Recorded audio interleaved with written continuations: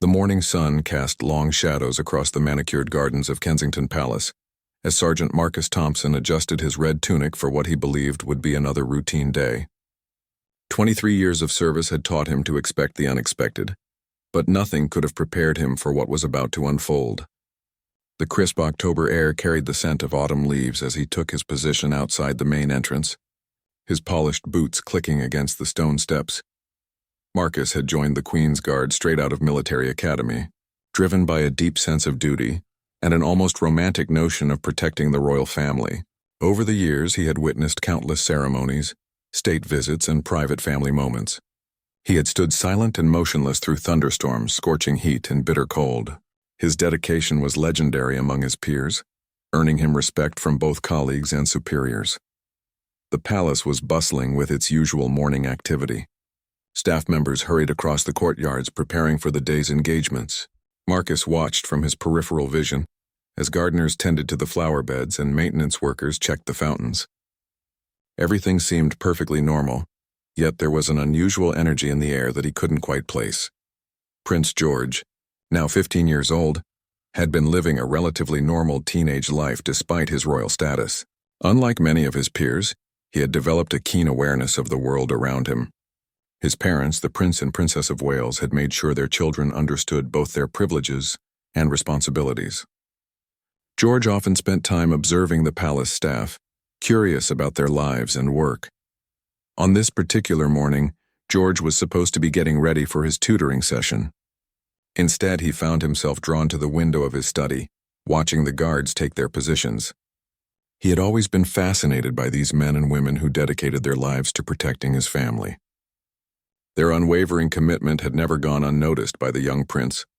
Marcus had been dealing with personal struggles that he kept carefully hidden behind his professional demeanor. His wife Sarah had been battling cancer for over a year. The medical bills were mounting, and despite his steady income, the family was struggling financially. Their daughter, Emma, was in her final year of university, and they were determined not to let her know about their financial difficulties. The stress was taking its toll on Marcus both physically and emotionally. He had lost weight and dark circles had formed under his eyes. Sleep came in short, restless intervals between hospital visits and shifts at the palace. Yet every morning, he put on his uniform with the same pride and dedication he had shown for over 2 decades. His colleagues had noticed the changes but respected his privacy. The culture of the Guard was one of silent strength and mutual support without intrusion. They covered for him when he needed time off for medical appointments, never asking questions but always offering subtle assistance. That morning, as Marcus stood at his post, his phone vibrated with a text message from Sarah's doctor. The news wasn't good. The latest test results showed that the treatment wasn't working as hoped. They would need to discuss more aggressive options, which meant more time away from work and higher medical costs. Marcus felt his knees weaken slightly, but years of training kept him upright and motionless. His mind raced with worries about the future. How would they manage the increased expenses? Could he request additional leave without jeopardizing his position? These thoughts swirled in his head as he maintained his professional composure. Meanwhile, Prince George had finished his morning routine earlier than usual. As he walked through the palace corridors toward his study, he decided to take a different route that would lead him past the main entrance. He often enjoyed these small deviations from his scheduled path, as they allowed him to see different parts of the palace and observe the daily operations. As George approached the entrance, he noticed Marcus standing at his post. Something about the guard's posture seemed different today. While Marcus maintained his professional stance, George's observant nature picked up on subtle signs of distress. The slight tension in the shoulders, the almost imperceptible tremor in his hands, and something in his eyes that spoke of deep concern. George had been taught to be observant and empathetic. His mother had often spoken about the importance of noticing when people around them were struggling, especially those who served their family with such dedication. The young prince had developed a genuine appreciation for the staff and security personnel who worked tirelessly to ensure their safety and comfort. Standing there in the corridor, George found himself thinking about Marcus and the other guards. He knew very little about their personal lives, but he understood that they were real people with families, hopes, and challenges just like everyone else. The uniform and the ceremony, sometimes made it easy to forget that these were individuals who had chosen to dedicate their lives to service. The palace protocols were clear about interactions between family members and staff. There were proper channels and appropriate ways to communicate. However, George had always been encouraged by his parents to show genuine appreciation for those who served their family. They had taught him that respect and kindness were not bound by protocol. As Marcus continued his watch, unaware that he was being observed, he struggled to process the implications of the doctor's message. The weight of his responsibilities as both a guard and a family man felt heavier than ever. He had always prided himself on his ability to compartmentalize his personal and professional life. But the boundaries were becoming increasingly difficult to maintain. The morning continued with its usual rhythm, but for both Marcus and Prince George, something had shifted. Neither could have predicted that this seemingly ordinary day would become the catalyst for events that would touch both their lives in unexpected ways. The palace, with all its grandeur and tradition, was about to witness a moment of human connection that would transcend the formal boundaries that typically separated the royal family from those who served them. Prince George spent the rest of his morning in tutoring sessions, but his mind kept wandering back to the guard he had observed earlier. During his history lesson about the monarchy's relationship with its people, he found himself thinking about the real people who made the institution function daily. His tutor, Mrs. Henderson, noticed his distraction but attributed it to typical teenage restlessness. When lunch break arrived, George made an unusual request to his personal protection officer, Detective Inspector Sarah Collins. He wanted to take a walk around the palace grounds, specifically near the areas where the guards were stationed. D.I. Collins was initially hesitant, as this wasn't part of the scheduled activities. But George's genuine interest in understanding more about the palace operations convinced her to arrange the informal tour. Marcus had managed to compose himself after receiving the difficult news about his wife's condition. Years of military training had taught him to push through personal adversity while maintaining professional standards.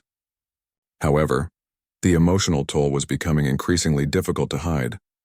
His usual sharp focus was compromised, and he found himself checking his phone more frequently than protocol typically allowed. During his brief lunch break, Marcus called Sarah from a quiet corner of the palace grounds. Her voice sounded weak and tired, but she tried to remain optimistic for his sake. They discussed the doctor's recommendations and the financial implications of the new treatment plan. The conversation was brief, as Marcus needed to return to his post, but the weight of their situation pressed heavily on his shoulders. As the afternoon shift began, Marcus noticed increased activity around the palace. There were whispers among the staff about an impromptu visit from Prince George to various departments.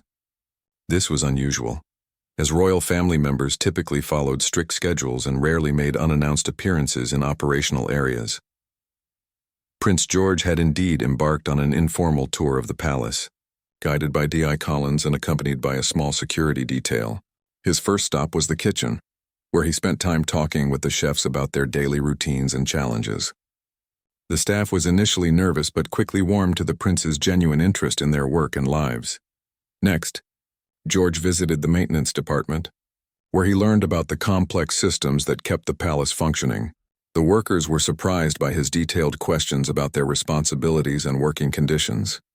Word began to spread throughout the palace that the young prince was taking an unusual interest in the people who worked behind the scenes. When George and his small entourage approached the main entrance where Marcus was stationed, D.I. Collins briefed him on protocol. Interactions with guards on duty were typically minimal and formal. However, George had been thinking about his earlier observation and felt compelled to acknowledge what he had noticed. Marcus saw the group approaching and straightened his posture, preparing for a formal inspection or brief acknowledgement. He had encountered members of the royal family many times during his service, but these interactions were usually ceremonial and brief. He certainly wasn't expecting any personal attention from Prince George. As the group paused near his position, Prince George did something unexpected. Instead of the typical formal nod or brief acknowledgement, he stepped closer to Marcus and made direct eye contact. For a moment, the elaborate protocols and hierarchies seemed to fade away, leaving just two human beings recognizing each other's presence.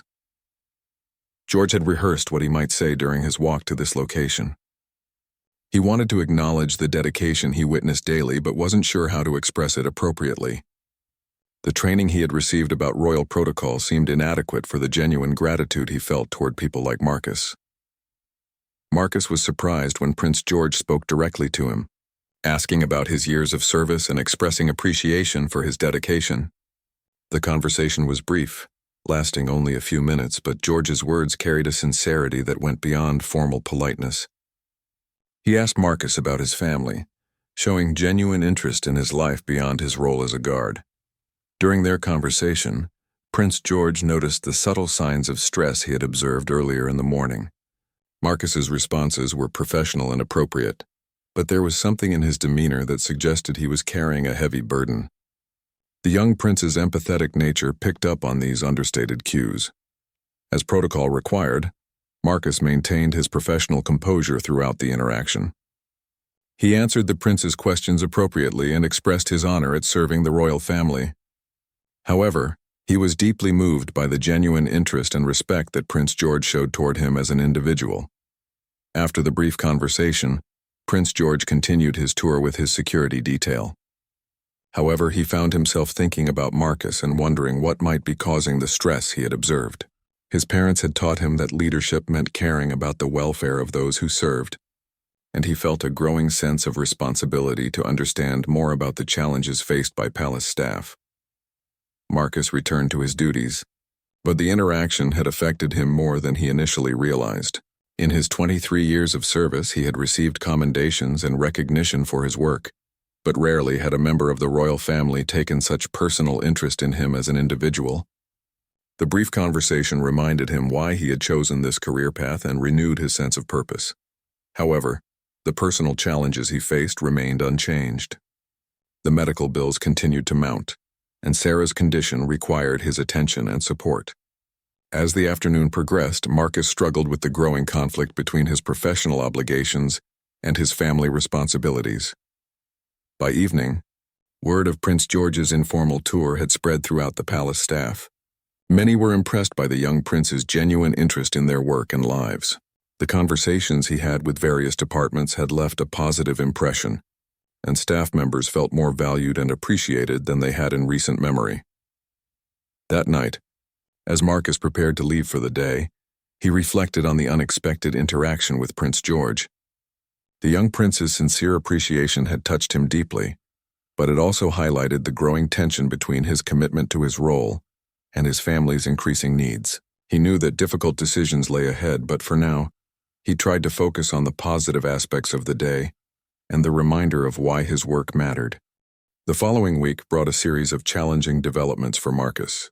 Sarah's health had deteriorated more rapidly than expected, requiring immediate admission to the hospital for intensive treatment. The new therapy protocol was experimental and expensive, with costs that far exceeded their insurance coverage. Marcus found himself juggling hospital visits, work responsibilities, and mounting financial pressures. His colleagues in the guard had begun to notice his increased absences and the visible strain he was under. Sergeant Major William Hayes, Marcus's longtime friend and supervisor, approached him privately after noticing his declining performance during drills. The conversation was difficult but necessary, as the demanding nature of royal protection required complete focus and reliability. Marcus explained his situation to Sergeant Major Hayes, revealing the full extent of his wife's illness and their financial struggles. Hayes was sympathetic but also realistic about the demands of their position. They discussed possible solutions, including temporary reassignment to less critical duties or extended leave options, but each alternative came with significant drawbacks. Meanwhile, Prince George had not forgotten his interaction with Marcus. During family dinner conversations, he had mentioned his tour of the palace and the dedicated staff members he had met. His parents, the Prince and Princess of Wales, were pleased with his growing awareness of the people who served their family and encouraged his interest in their welfare. Prince George had begun to notice Marcus's absences during his daily observations of the palace grounds, his keen eye for detail, the same trait that had allowed him to notice Marcus's distress initially, now detected the pattern of substitute guards filling his usual position. The young prince found himself wondering about the circumstances behind these changes. One evening, As George was finishing his studies, he overheard a conversation between two security officers discussing staffing challenges. While they didn't mention Marcus by name, their discussion of personal leave and family emergencies gave George insight into the types of pressures that palace staff might face. This conversation sparked his curiosity about whether there was more he could do to support the people who served his family. George approached his mother, the Princess of Wales, with questions about palace staff welfare programs. He asked whether there were systems in place to help employees during personal crises, and how the royal family could better support those who dedicated their lives to service. His mother was impressed by his thoughtfulness and promised to look into the existing support structures. The Princess of Wales had always been passionate about charitable work and social causes. Her son's questions reminded her of the importance of caring for those closest to home. She made inquiries with palace administration about staff welfare programs and was surprised to learn that while benefits existed, they were often insufficient for serious medical emergencies or extended family crises. Marcus's situation continued to worsen as Sarah required surgery that would keep her hospitalized for several weeks. The procedure was necessary but carried significant risks, and the emotional toll on Marcus was becoming impossible to hide. His usually impeccable uniform appeared slightly disheveled, and his normally steady hands showed occasional tremors from stress and exhaustion. During one particularly difficult shift, Marcus received an urgent call from the hospital. Sarah had developed complications following her surgery, and the doctors needed to speak with him immediately. The timing couldn't have been worse, as he was scheduled for an important security briefing regarding an upcoming state visit. Sergeant Major Hayes found Marcus in obvious distress after the phone call. Despite the professional obligations and the critical nature of the security briefing, Hayes made the difficult decision to relieve Marcus of duty immediately. He arranged for a replacement guard and personally drove Marcus to the hospital, understanding that some situations transcended professional protocols. At the hospital, Marcus learned that Sarah's condition had stabilized, but she would require extended treatment and monitoring. The medical team outlined additional procedures that would be necessary, each carrying substantial costs. As Marcus sat beside his wife's bed, he realized that his current situation was unsustainable. The financial pressure had reached a breaking point. Even with his stable income and benefits, the mounting medical expenses threatened to overwhelm their family finances. Marcus began to consider options he had never imagined, including the possibility of seeking additional employment or even leaving his position with the Guard to pursue better-paying opportunities in private security. That same week, Prince George had convinced his parents to arrange a meeting with senior palace staff to discuss employee welfare initiatives. The Princess of Wales had been moved by her son's concern and had begun researching examples of how other organizations supported employees during personal crises. She discovered that many modern employers offered emergency assistance programs and enhanced family support benefits. During the staff meeting, the conversation focused on existing benefits and potential improvements to employee support systems. While no specific cases were discussed, the timing of these discussions coincided with the broader challenges that several staff members, including Marcus, were facing. The administration began exploring options for enhanced emergency assistance programs. Prince George's interest in staff welfare had not gone unnoticed by the palace community. His genuine concern for the people who served his family had created a positive impression among employees at all levels. Many staff members felt that their dedication was being recognized in ways that went beyond formal acknowledgments and annual reviews. However, Marcus remained unaware of these broader discussions about staff welfare. His focus was entirely consumed by Sarah's medical needs and the practical challenges of managing their family crisis. He had begun researching other employment opportunities, knowing that he might need to make difficult decisions about his future with the Guard.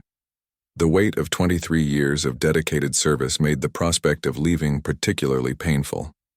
Marcus had built his identity around his role as a royal guard, and the thought of abandoning his post felt like a betrayal of everything he had worked toward. Yet the reality of his family's needs seemed to be pushing him toward an inevitable conclusion. As the week drew to a close, Marcus faced the most difficult decision of his professional life. His wife needed him, his family required financial stability, and his current position, despite its honor and prestige, might not be sufficient to meet their needs. The conversation with Sergeant Major Hayes had made it clear that extended absences were not sustainable in his current role. Unknown to Marcus, his situation was about to intersect with Prince George's growing commitment to supporting palace staff in ways that would surprise everyone involved. Prince George had spent several days researching employee assistance programs and charitable foundations that supported families in medical crises. His investigation had led him to discover various organizations that provided emergency financial assistance to public servants and their families. The young prince was determined to find a way to help, but he needed to navigate the complex protocols and hierarchies that governed palace operations. During his research, George had learned about discretionary funds that existed within the royal household for special circumstances. These funds were rarely publicized and were typically used for extraordinary situations involving staff welfare. He approached his private secretary, asking about the proper channels for recommending assistance for deserving staff members. Marcus had reached a breaking point in his decision-making process. After another sleepless night at the hospital, where Sarah's condition had stabilized but required ongoing intensive care, he knew he could no longer maintain his current level of performance as a guard.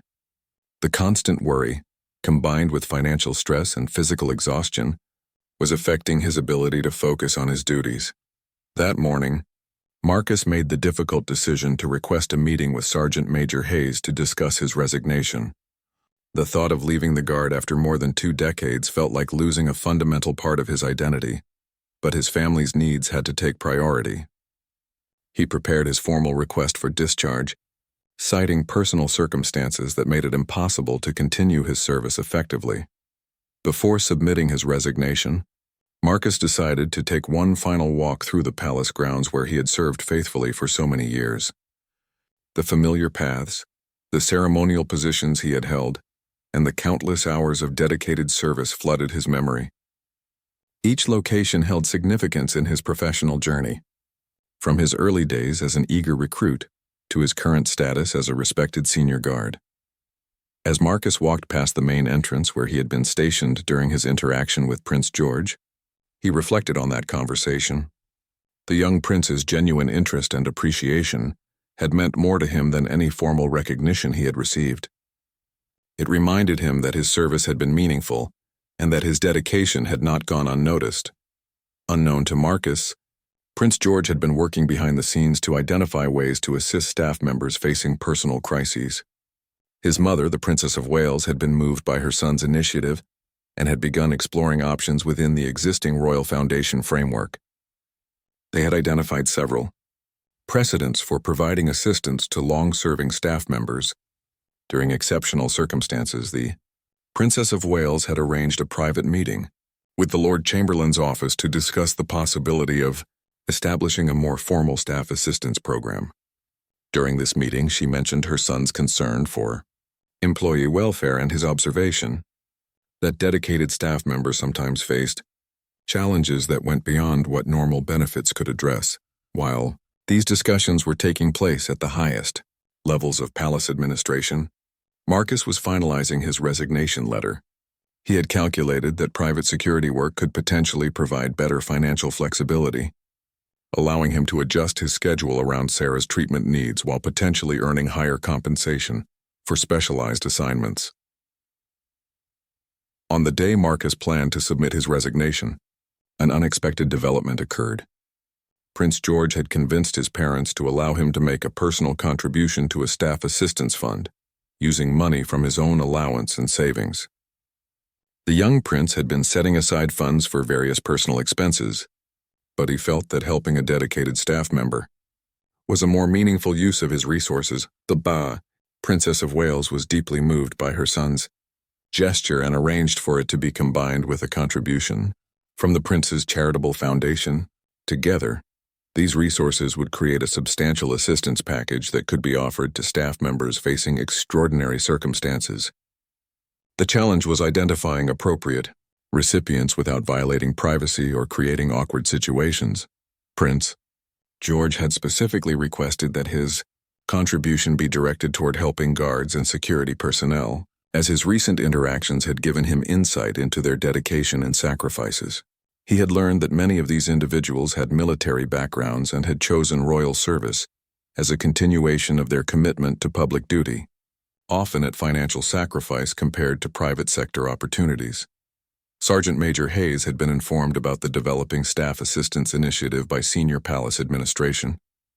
While he couldn't reveal specific details about individual cases, he was asked to identify long-serving guards who might benefit from enhanced support during personal crises. Marcus's situation fit the criteria perfectly, but Hayes was uncertain about how to approach the sensitive topic. As Marcus prepared to enter Hayes's office to submit his resignation, he encountered Prince George in the corridor. The young prince was accompanied by his security detail and appeared to be heading to a scheduled appointment. When George saw Marcus, he paused and approached him directly, much as he had done during their first meaningful interaction. Prince George asked Marcus about his family, remembering their previous conversation about his wife and personal life. Marcus was touched by the prince's concern and gave a brief but honest update about Sarah's condition and the challenges they were facing.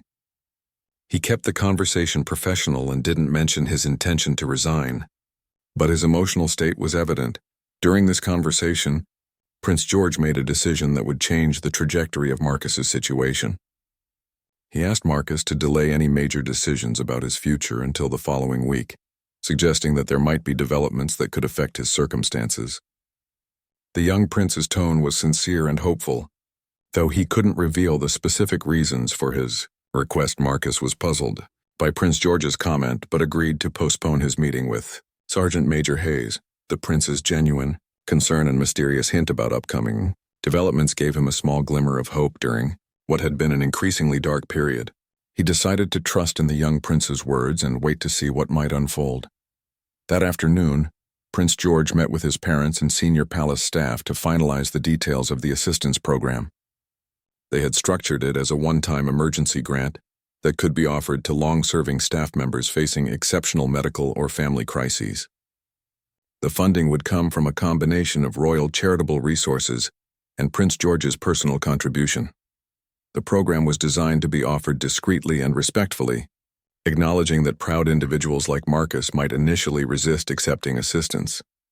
The approach would emphasize that the support was a recognition of exceptional service rather than charity, framing it as an investment in retaining valuable and dedicated staff members.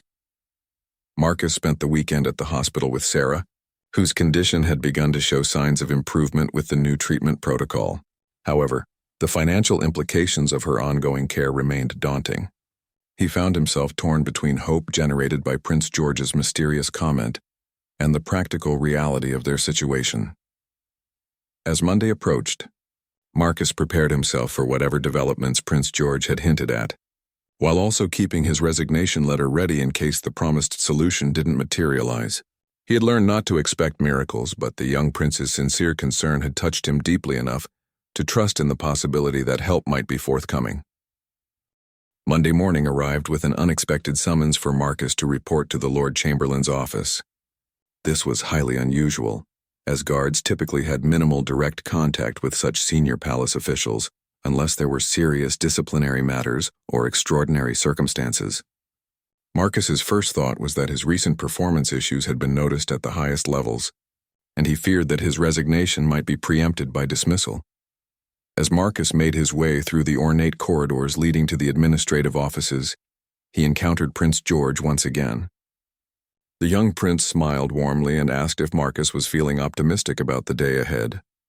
The comment seemed oddly prescient, and Marcus began to suspect that the prince's earlier request to delay major decisions might be connected to this unexpected meeting. In the Lord Chamberlain's office, Marcus was greeted by Sir Edward Morrison, the Lord Chamberlain himself, along with Sergeant Major Hayes and Mrs. Patricia Whitmore from Human Resources. The formal setting made Marcus increasingly nervous, but the expressions on their faces suggested that this was not a disciplinary meeting. Sir Edward began by acknowledging Marcus's exceptional service record and his reputation as one of the most dedicated guards in the current roster. The conversation took an unexpected turn when Sir Edward mentioned that the royal family had recently established an enhanced staff welfare program designed to support long-serving employees during exceptional personal circumstances. Marcus listened carefully as the program was explained, realizing that it seemed tailor-made for situations exactly like his own. Mrs. Whitmore presented the details of what they called the Royal Household Emergency Assistance Grant. The program would provide substantial financial support for medical expenses, temporary income replacement during family crises, and access to additional healthcare resources. Most importantly, it would allow Marcus to take extended leave to care for Sarah without jeopardizing his position or his family's financial security. Marcus was overwhelmed by the generosity of the offer, but also concerned about accepting what felt like charity. His pride as a career military man and Royal Guard made it difficult to accept assistance, even when it was clearly needed and deserved.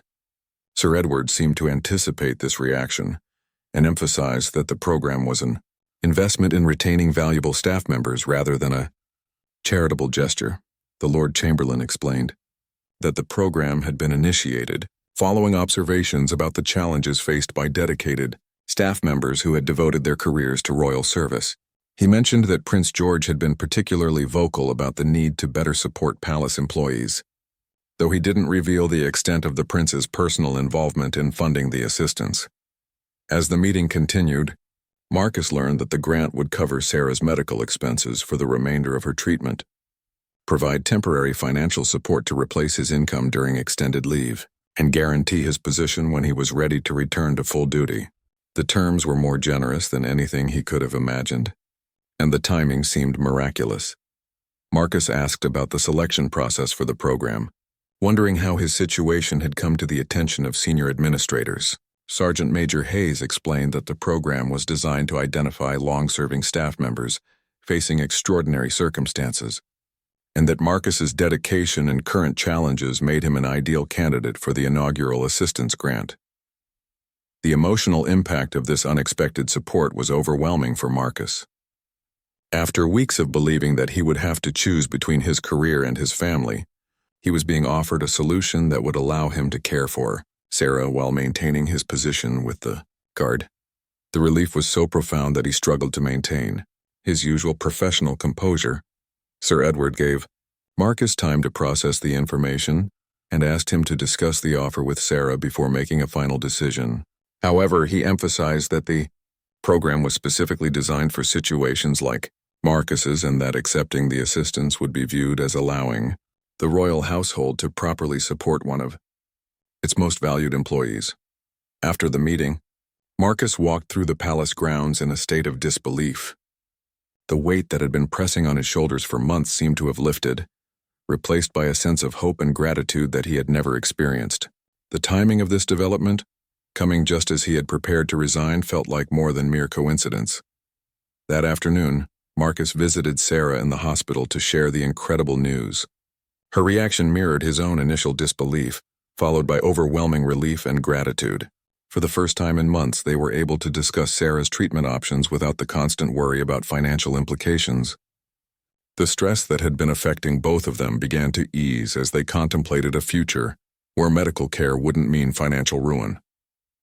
Sarah encouraged Marcus to accept the assistance, pointing out that his 23 years of dedicated service had earned him the right to receive support during their family crisis. She reminded him that he had always given his best to the royal family, and that accepting their help during a difficult time was not charity, but rather a fair exchange between an employer and a valued employee. Over the following days, Marcus completed the paperwork for the assistance program and began planning for extended leave to care for Sarah. The program administrators worked efficiently to ensure that his financial concerns were addressed immediately, allowing him to focus entirely on his wife's recovery without the distraction of mounting bills and financial pressure. Prince George continued to observe the palace operations during his daily routines, though he was careful not to appear overly interested in Marcus's specific situation. However, he felt a deep sense of satisfaction knowing that his initiative had resulted in concrete help for someone who had dedicated his life to serving the royal family. The Princess of Wales had been moved by her son's compassion and initiative throughout the process. She recognized that Prince George's actions demonstrated the kind of leadership and empathy that would serve him well in his future role. His ability to notice individual struggles and take meaningful action to address them showed a maturity beyond his years. Word of the new staff assistance program spread quietly through the palace community, creating a positive atmosphere among employees who felt that their welfare was being taken seriously by their employers. While the details of individual cases remained confidential, the knowledge that such support was available provided comfort to many staff members who faced their own challenges. Marcus prepared for his extended leave with a renewed sense of loyalty to the royal family and the institution he served. The assistance he had received would allow him to be the husband and father his family needed during this crisis, while preserving his career and his sense of purpose. The generosity and timing of the support had reinforced his commitment to royal service in ways that no formal recognition could have achieved. As his leave began, Marcus reflected on the unexpected turn his situation had taken and the role that Prince George's compassionate observation had played in changing his family's trajectory. During his leave, Marcus was able to dedicate himself completely to supporting Sarah through her treatment. The experimental therapy showed promising results, and her doctors were cautiously optimistic about her progress. Without the constant worry about finances, both Marcus and Sarah could focus entirely on her recovery and spending quality time together as a family. Their daughter Emma learned about her mother's condition during this period, as her parents felt it was time to be honest about the situation, now that they had the resources to handle it properly. Emma was initially upset that they hadn't told her sooner, but she understood their desire to protect her during her final year of university. The family grew closer during this difficult time, united by their shared commitment to Sarah's recovery. Marcus maintained contact with his colleagues at the palace, receiving regular updates about operations and staying informed about developments in the guard. His temporary replacement was performing well, but everyone looked forward to Marcus's eventual return. The respect and affection his colleagues had for him became even more apparent during his absence. Prince George had continued his interest in palace operations and staff welfare, though he was careful not to make his involvement in Marcus's situation obvious. He occasionally asked general questions about staff morale and whether the new assistance program was being well received. The positive response from palace administrators confirmed that his initiative had been worthwhile. The Princess of Wales had been impressed by the success of the pilot assistance program and began exploring ways to expand and formalize staff welfare initiatives. She recognized that her son's observation and action had revealed a gap in their support systems that needed to be addressed systematically. Plans were developed to create a permanent fund for staff emergency assistance. After 6 weeks of leave, Marcus received excellent news from Sarah's medical team. The experimental treatment had been more successful than anticipated, and while she would need continued monitoring and periodic treatments, her prognosis had improved dramatically. The doctors were confident that she could return to a relatively normal life with proper ongoing care. With Sarah's condition stabilized and improving, Marcus began planning his return to duty. He felt reinvigorated and more committed than ever to his role as a royal guard. The support he had received during his family's crisis had deepened his appreciation for the institution he served and his understanding of the royal family's genuine concern for their staff.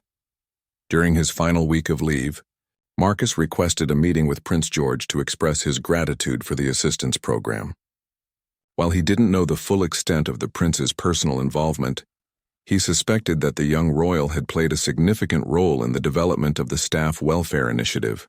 The meeting was arranged through proper channels, emphasizing Marcus's desire to thank the royal family for their support. The meeting took place in one of the palace's smaller reception rooms, with Prince George accompanied by his private secretary to ensure proper protocol. Marcus had prepared remarks expressing his gratitude, but when he faced the prince, his emotions nearly overwhelmed his professional composure. The young man who had first noticed his distress had been instrumental in providing the solution that saved his family. Prince George listened to Marcus's thanks with genuine humility, emphasizing that the royal family valued his service and wanted to ensure that dedicated staff members received proper support during difficult times. He asked about Sarah's progress and expressed hope that the assistance had been helpful. The conversation was warm and personal, reflecting the mutual respect that had developed between them. During their discussion, Prince George mentioned that he had learned a great deal about the challenges faced by palace staff through his recent interactions and observations. He expressed his commitment to ensuring that the welfare of those who served the royal family remained a priority. Marcus was moved by the prince's sincere concern and his mature understanding of leadership responsibilities. As the meeting concluded, Prince George made a comment that surprised Marcus. He mentioned that observing Marcus's dedication during a personal crisis had taught him important lessons about duty and sacrifice. The prince acknowledged that Marcus had continued to serve professionally, even while facing enormous personal challenges, and that this example had influenced his own understanding of what it meant to serve others.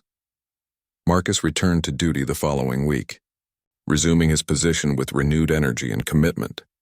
His colleagues welcomed him back warmly, and he found that his experience during the crisis had given him a deeper appreciation for the support systems within their professional community. He had always respected his fellow guards, but now he understood the importance of looking out for each other's welfare. The success of Marcus's case became a model for the expanded staff assistance program.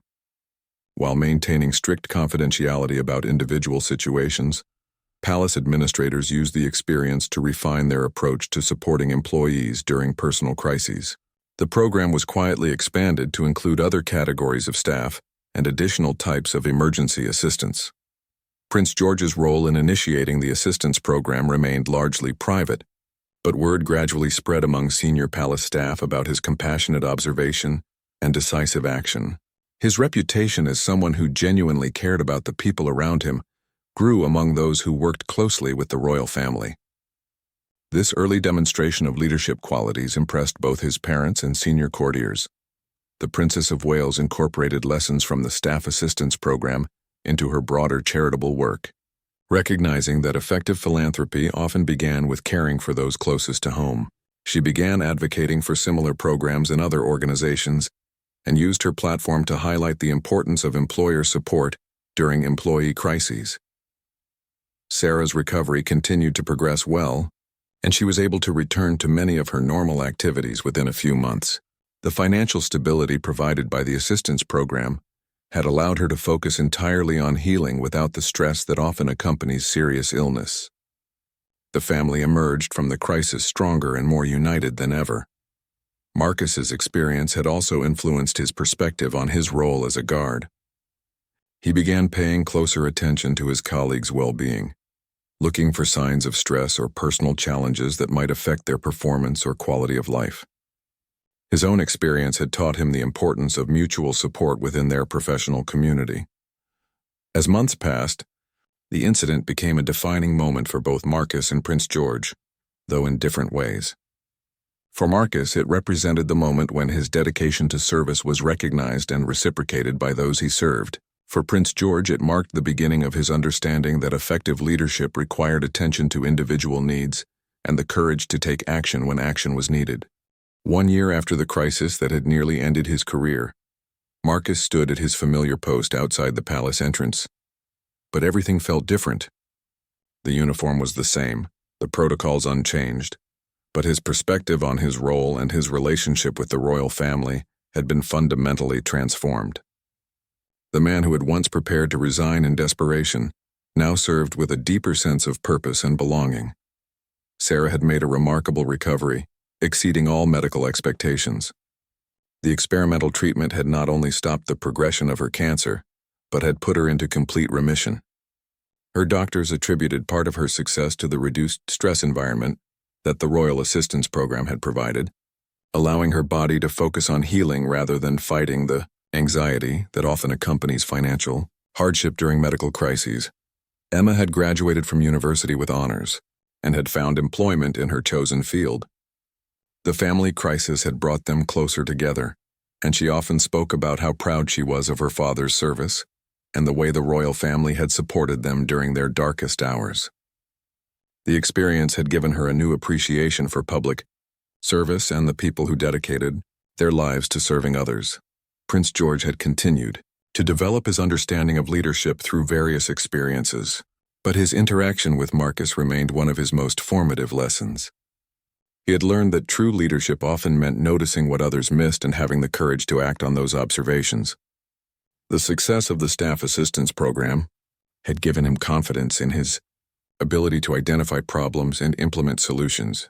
The staff welfare program that had begun with Marcus's case had grown into a comprehensive support system for all palace employees. Similar programs had been adopted by other royal residences and had influenced employee assistance initiatives throughout the government and private sectors.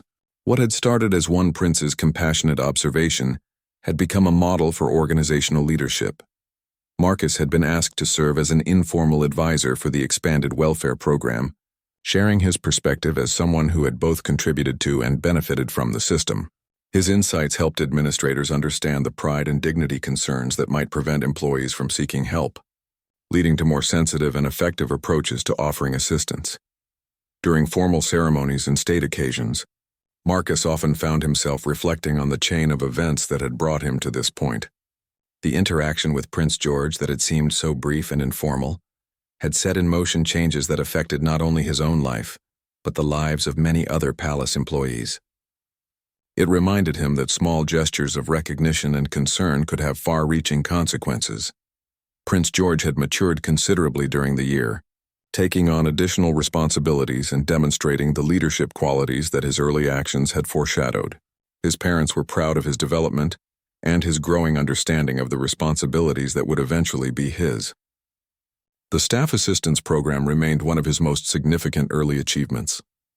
The relationship between Marcus and Prince George had evolved into one of mutual respect and quiet understanding. They rarely spoke directly, as protocol and their different roles made extended interaction inappropriate. But when their paths crossed, there was an acknowledgement of shared experience and mutual appreciation. Both understood that they had influenced each other's development. In important ways, Major Hayes had been promoted to a senior position, partly based on his handling of Marcus's crisis and his subsequent work developing the staff welfare program. His ability to balance compassion with operational requirements had demonstrated the kind of leadership that the palace valued. Marcus was proud to see his friend and mentor recognized for his exceptional judgment and humanity. Other guards had begun to approach Marcus for advice when they faced personal challenges, knowing that he had successfully navigated a serious crisis while maintaining his career. He had become an unofficial counselor within their community, helping colleagues understand available resources and encouraging them to seek help when needed. His experience had shown that accepting assistance was a sign of strength rather than weakness. The Princess of Wales had incorporated the lessons learned from the staff program into her broader charitable work, advocating for employee assistance programs in other organizations and speaking publicly about the importance of supporting workers during personal crises. Her son's initiative had influenced her own understanding of effective philanthropy and leadership. As Marcus approached his 25th year of service, he began planning for eventual retirement with a sense of satisfaction and completion that had seemed impossible during his crisis. The support he had received had not only saved his career, but had enhanced his appreciation for the institution he served and his role within it. He knew that his remaining years of service would be his most meaningful. The story of Marcus and Prince George had become part of palace folklore, though the details remained largely private.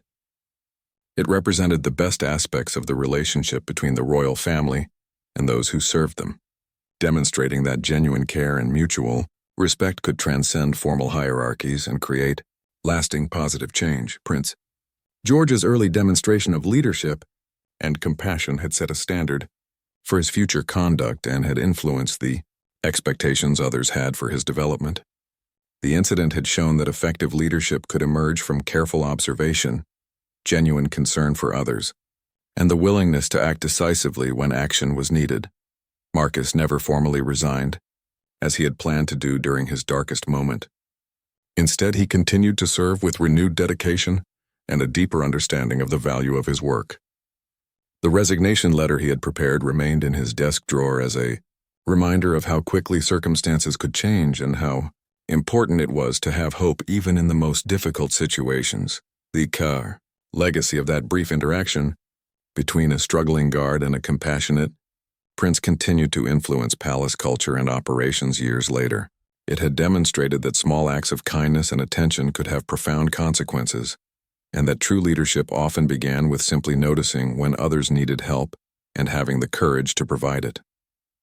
The story served as an inspiration to both staff and royal family members, showing that everyone had the power to make a positive difference in the lives of others.